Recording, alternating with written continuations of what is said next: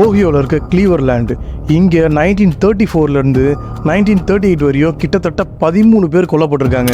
இன்னும் டீட்டெயிலாக சொல்லணும்னா 6 பெண்களும் 7 ஆண்களும் ரொம்ப கொடூரமான முறையில் ஒரு சீரியல் கில்லரால் கொல்லப்பட்டிருந்தாங்க. இந்த சீரியல் கில்லர் கொலை பண்ண சூஸ் பண்ண விக்டிம்ஸ் எல்லாம் செக்ஸ் ஒர்க்கர்ஸாகவும் ஹோம்லெஸ் பீப்புள்ஸாகவும் தான் இருந்தாங்க.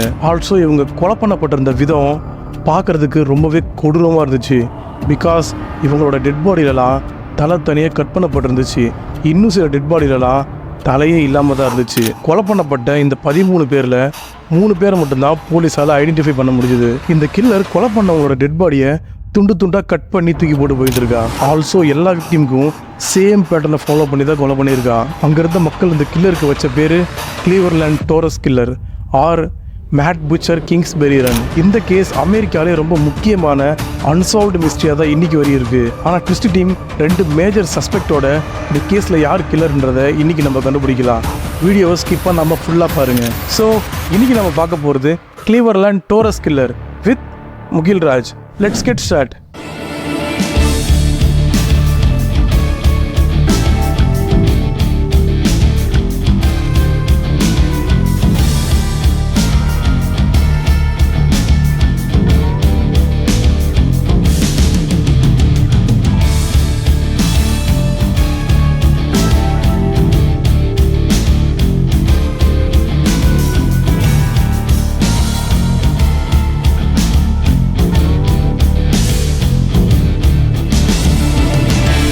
வீடியோ பார்க்குறவங்க மறக்காமல் சப்ஸ்கிரைப் பண்ணிவிடுங்க.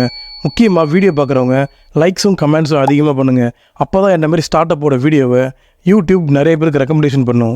இப்போது இந்த மர்டர்ஸ் நடக்கிற கிங்ஸ்பெரி ரன்னோட பேக்ரவுண்டை கொஞ்சம் பார்க்கலாம். அமெரிக்காவில் 1930s ஏற்பட்ட தி கிரேட் டிப்ரெஷனில் பாதிக்கப்பட்ட இடத்துல இந்த கிங்ஸ்பெரி ரன்னும் ஒன்று. இந்த இடத்த 1930s எப்படி சொல்லலாம்னா தி ஹோபோ ஜங்கிள். ஆல்சோ இந்த இடத்துல நிறைய பார்ஸும் கேம்லிங்ஸும் அண்டு பிராத்தல்ஸும் ரொம்ப அதிகமாகவே நடந்துருக்கு. இப்போது கொலை நடந்த டைம்லைனுக்குள்ளே போகலாம். செப்டம்பர் 5th 1934 ஒரு 30 வயசான அன்ஐடென்டிஃபை உமனோட டெட் பாடி அங்கேருந்து ஒரு ஏரிக்கரைக்கு பக்கத்தில் கிடைக்கிது. ஆல்சோ இந்த உமனோட டெட் பாடி ஒரு சாக்கு பைக்குள்ளே கட்டப்பட்டிருந்தது. இன்னும் டீட்டெயிலாக அந்த சாக்கு பைக்குள்ளார அந்த பொண்ணோட வயிறு பகுதியும் 2 தொடை பகுதியும் அப்புறம் லெஃப்ட் ஹேண்டோட ஃபிங்கர்ஸ் மட்டும் ரைட் ஹேண்டு ஃபிங்கர்ஸ் இல்லாமலும் அப்புறம் அந்த பொண்ணோட தலை தனியாக கட் பண்ணப்பட்டிருந்திருக்கு.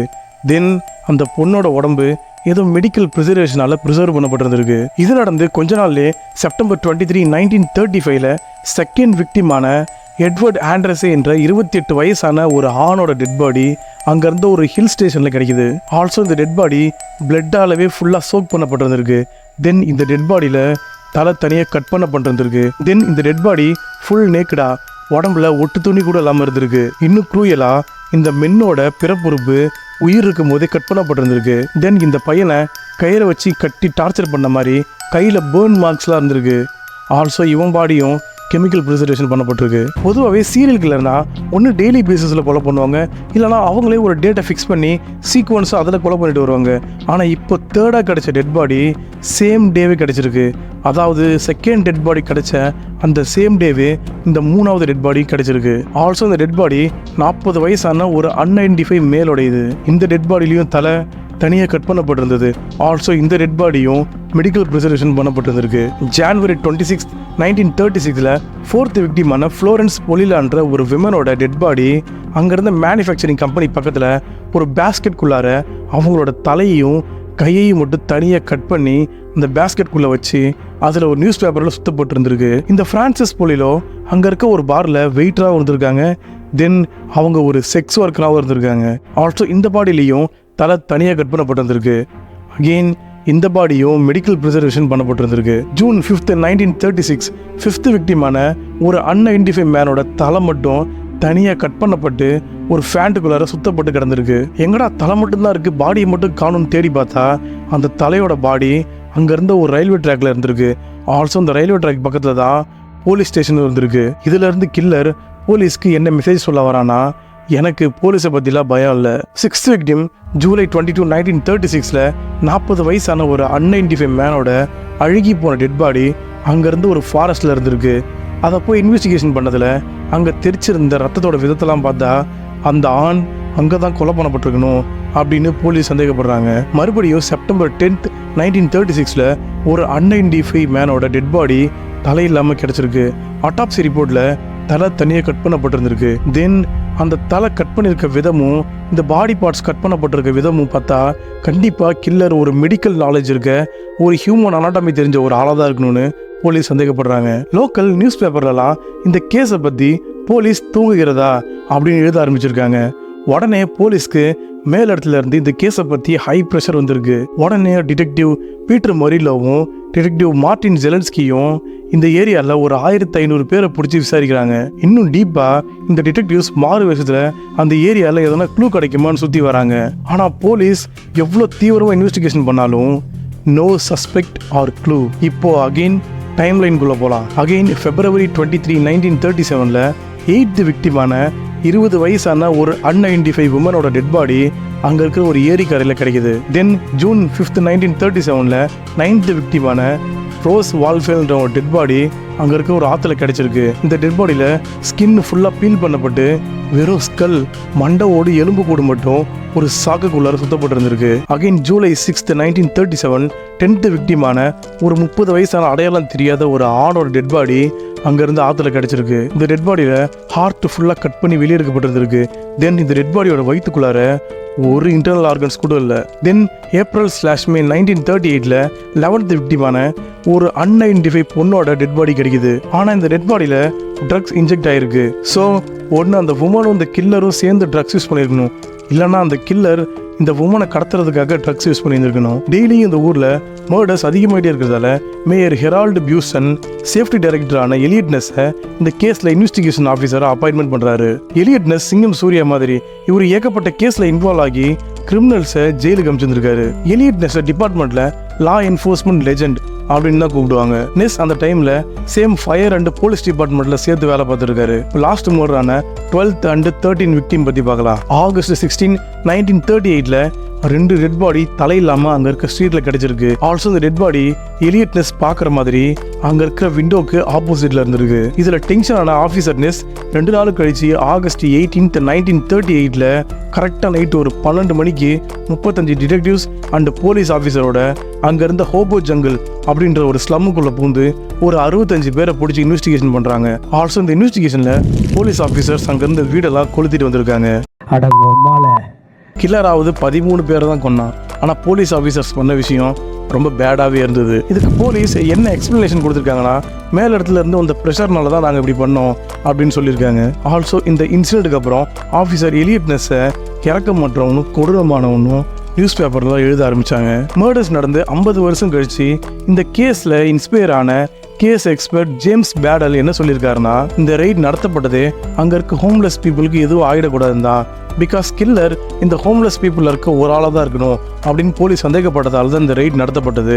ஆல்சோ கில்லர் இந்த மாதிரி டிரான்சியன் தான் டார்கெட் பண்ணி கொலை பண்ணுறான். ஆனால் அதே மாதிரி ரெய்ட் நடந்ததுக்கப்புறம் இங்கே மர்டர்ஸ்லாம் நடக்கிறது அப்படியே ஸ்டாப் ஆகிருக்கு. ஆனால் இந்த கேஸில் ஆஃபீஸர் நெஸ்ஸோட பேர் ரொம்ப பயங்கரமாக டேமேஜ் ஆகிருந்தது. ஆல்சோ இந்த கேஸில் எவ்வளோ தீவிரமாக இன்வெஸ்டிகேஷன் பண்ணாலும் கில்லரை நெருங்க கூட முடியல. ஆனால் சில பேர் இந்த ஊரில் என்ன சொல்கிறாங்கன்னா, இந்த கேஸ் அன்அஃபிஷியலாக சால்வ் பண்ணப்பட்டதாகவும் ஆல்சோ அந்த கில்லரை ஆஃபீஸர் எலியட் நெஸ் கண்டுபிடிச்சதாகவும் சொல்லியிருக்காங்க. உண்மையிலே இந்த கேஸ் சால்வ் ஆயிடுச்சா?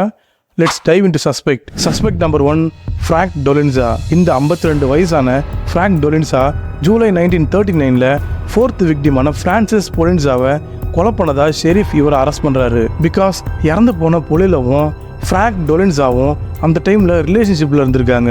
ஆல்சோ டொலின்சாவுக்கு 2nd விக்டிமான எட்வர்ட் ஆண்ட்ரஸையும் 9th விக்டிமான ரோஸ் வால்லஸையும் ரொம்ப நல்லாவே தெரியும். ஸோ இதனால தான் போலீஸ் ஃப்ராங்க் டொலன்சாவை அரெஸ்ட் பண்ணி விசாரிக்கிறாங்க. அந்த விசாரணையில் டொலன்சா தான் இந்த கொலைகள் எல்லாம் பண்ணதாக ஒத்துக்கிறாரு. ஆனால் கோர்ட்டில் டொலன்சா தான் இந்த கொலைகளை பண்ணவே இல்லைன்னு போலீஸ் என்னை அடித்து ஒத்துக்க சொன்னாங்க அப்படின்னு கோர்ட்டில் ஜட்ஜுக்கிட்ட சொல்லியிருக்காரு. தென் டொலன்சாவை மெடிக்கல் எக்ஸாமின் பண்ணதில் டொலன்சாவை போலீஸ் அடிச்சிருக்காங்கன்னு டொலன்சாவோட 6 எலும்பு உடைக்கப்பட்டிருக்கிறதாகவும் அந்த ரிப்போர்ட்டில் இருந்திருக்கு. ஆல்சோ போலீஸ் டொலன்சா கிட்ட நாங்கள் என்ன எழுதி கொடுக்குறோமோ அதைத்தான் நீ கோர்ட்டில் சொல்லணும் அப்படின்னு மிரட்டி இருந்திருக்காங்க. கேஸ் எக்ஸ்பர்ட் ஜேம்ஸ் பேடலோ இதை பற்றி என்ன சொல்லியிருக்காருன்னா, எப்படி ஒரு கொலைக்காரன் தான் பண்ண கொலையை எப்படி தான் பண்ணுன்றதே ஞாபகம் இல்லை அப்படின்னு சொல்கிறது விசித்திரமாக இருக்குது அப்படின்னு சொல்லியிருக்காரு. கோர்ட் டொலன்சாவை அடிக்கக்கூடாதுன்னு போலீஸுக்கு வார்ன் பண்ணிட்டு டொலன்சாவை 15 நாள் கஸ்டடியில் எடுத்து விசாரிக்கிறதுக்கு பர்மிஷன் கொடுத்துருக்காங்க. ஆனால் டொலன்சா அப்படி விசாரணை கைதியை இருக்கும்போதே ஆகஸ்ட் 1939 தூக்கு போட்டு இறந்து போயிட்டதா போலீஸ் சொல்லியிருக்காங்க. இங்கே தான் டொலன்சா தூக்கு போட்டுக்கிட்ட விஷயம் ரொம்ப ஸ்ட்ரேஞ்சாகவே இருக்கு. ஆல்சோ டொலன்சா தூக்கு போட யூஸ் பண்ண கயிறுல இருந்து தர வரி இருக்கிற டிஸ்டன்ஸ் பார்த்தா 5.7 ஃபீட். ஆனால் டொலன்சாவோட ஹைட்டு 5.8 ஃபீட். லாஜிக்காக எங்கே இடிக்கிற மாதிரி இருக்குல்ல. லேட்டரா கேஸ் எக்ஸ்பர்ட் ஜேம்ஸ் பேடல் டொலன்சா பாடி அட்டாப்சி பண்ண டாக்டரை இன்டர்வியூ பண்ணியிருக்காரு. அதில் அந்த டாக்டர் என்ன சொல்லியிருக்காருன்னா, டொலன்சா கண்டிப்பாக அவராகவே தூக்கு போட்டு இறந்துருக்க வாய்ப்பு இல்லை, அவரை யாரையாவது கொண்டு தான் தூக்கில் போட்டிருக்கணும் அப்படின்னு சொல்லியிருக்காரு. ஆல்சோ டொலன்சா தான் கில்லராக இருக்கணும்னு அந்த ஊரில் யாருமே நம்பலை. ஏன் என்னாலே நம்ப முடியல. Suspect number 2 doctor Francis E Sweeney. 1970s தான் ஸ்வீனியை பற்றின விஷயங்கள்லாம் வெளியே வருது. ஆல்சோ ஆஃபீஸர் எலியட் நெஸ் கூட ஸ்வீனியை ஒரு சீக்ரெட் சஸ்பெக்டாக வச்சுருந்துருக்காரு. Also case expert James Badal கூட 2014 70 வருஷம் ரிசர்ச்க்கு அப்புறம் ஸ்வீனி தான் கில்லராக இருக்கணும் அப்படின்னு சந்தேகப்பட்டிருக்காரு. இப்போது ஸ்வீனியை பற்றி பார்க்கலாம். ஸ்வீனி ஒரு டாக்டராக இருந்திருக்கான். ஸோ அதனால் ஸ்வீனிக்கு ஹியூமன் அனாட்டமி பற்றின நாலேஜ் ரொம்ப அதிகமாகவே இருந்திருக்கும். இதை மட்டும் வச்சு ஸ்வீனியை எப்படி கில்லராக கன்சிடர் பண்ண முடியும் அப்படின்னு கேட்டிங்கன்னா, Sweeney multiple times court case நடந்திருக்கான்.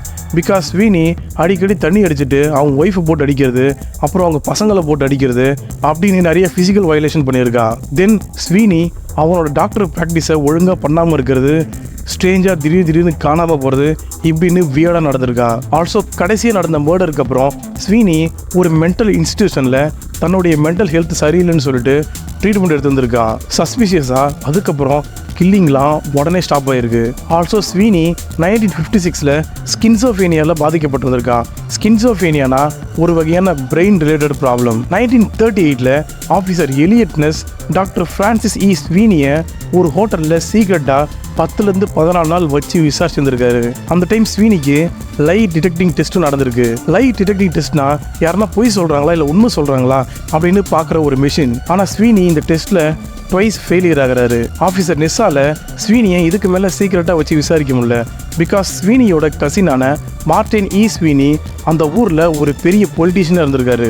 So வேறு வழி இல்லாமல் ஆஃபீஸர் நெஸ் ஸ்வீனியை ரிலீஸ் பண்ணியிருக்காரு. இப்போது ஸ்வீனியை ரிலீஸ் பண்ணதுக்கப்புறம் தான் ஆஃபீஸர் நெஸ்ஸோட விண்டோவுக்கு ஆப்போசிட்டில் அந்த 2 டெட் பாடி இருந்திருக்கும். சீமிங்லி நெஸ்ஸை மார்க் பண்ணுறதுக்காக இருக்கலாம். ஆல்சோ இந்த மர்டர்ஸ் நடந்து ரொம்ப வருஷம் கழித்து ஆஃபீஸர் நெஸ்ஸுக்கு ஸ்வீனின்னு பேர் எழுதி ஒரு போஸ்ட் கார்டு அவர் கிண்டல் பண்ணுற மாதிரி எழுதி வந்திருக்கு. ஆனால் வந்த இந்த லெட்டர் ஸ்வீனி எழுதுனது கிடையாது அப்படின்னு ஆஃபீஸர் நெஸ்ஸே சொல்லியிருக்காரு. பிகாஸ் ஆஃபீஸர் நெஸ் அந்த போஸ்ட் கார்டில் இருந்த ஹேண்ட் ரைட்டிங்கையும் ஸ்வீனியோட ஹேண்ட் ரைட்டிங்கையும் மேட்ச் பண்ணி பார்த்ததில் அது சுத்தமாக மேட்ச் ஆகவே இல்லை. சரி, ஒருவேளை ஸ்வீனி அப்பாவியாக இருப்போன்னு யோசிச்சா ஸ்வீனியை பற்றி ஒரு விஷயம் எனக்கு தெரிய வந்தது. 1934 ஸ்வீனி எமில் ஃப்ரோமிங் என்ற ஒரு ஹோம்லெஸ் மேலே ட்ரக் யூஸ் பண்ண ட்ரை பண்ணார்னு அந்த ஹோம்லெஸ் போலீஸ் கிட்ட கம்ப்ளைண்ட் பண்ணியிருக்காரு. 1938 இந்த விஷயத்தை ஆஃபீஸர் நெஸ் கேள்விப்பட்டு பாதிக்கப்பட்ட அந்த ஃப்ராங்க்லின் சொன்ன இடத்த போய் பார்க்குறாரு. ஆனால் யாராலையும் அந்த மாதிரி மெடிக்கல் ஆஃபீஸ் இருக்கிறத கண்டுபிடிக்க முடியல. ஆனால் இது நடந்து 70 வருஷம் கழிச்சு கேஸ் எக்ஸ்பர்ட் ஜேம்ஸ் பேடல் ஸ்வீனியோட சீக்ரெட் மெடிக்கல் ஆஃபீஸை கண்டுபிடிச்சிருக்காரு.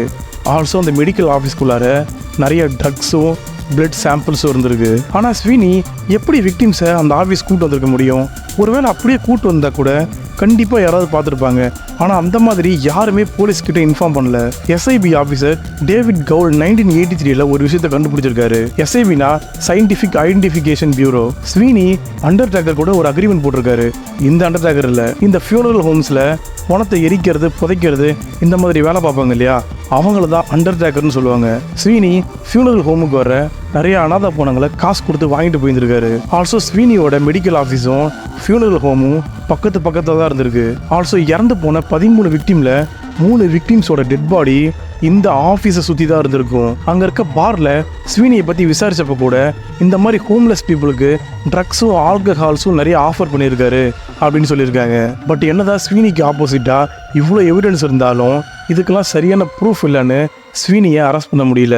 ஆல்சோ இவங்க இந்த எவிடன்ஸ் எல்லாம் மர்டர் நடந்து 70 வருஷத்துக்கு அப்புறம் தான் கண்டுபிடிச்சிருக்காங்க. நிறைய பேர் ஸ்வீனியை சஸ்பெக்டாக இருக்கலாம்னு சந்தேகப்பட்டாலும் ஆஃபீஸர் எலியட் நெஸ்ஸும் கேஸ் எக்ஸ்பர்ட் ஜேம்ஸ் பேடலும் டாக்டர் ஃப்ரான்சிஸ் இ ஸ்வீனி தான் கில்லராக இருக்கணும் அப்படின்னு ஸ்ட்ராங்காக நம்புகிறாங்க. ஃபைனலாக Cleveland torso killing was gold.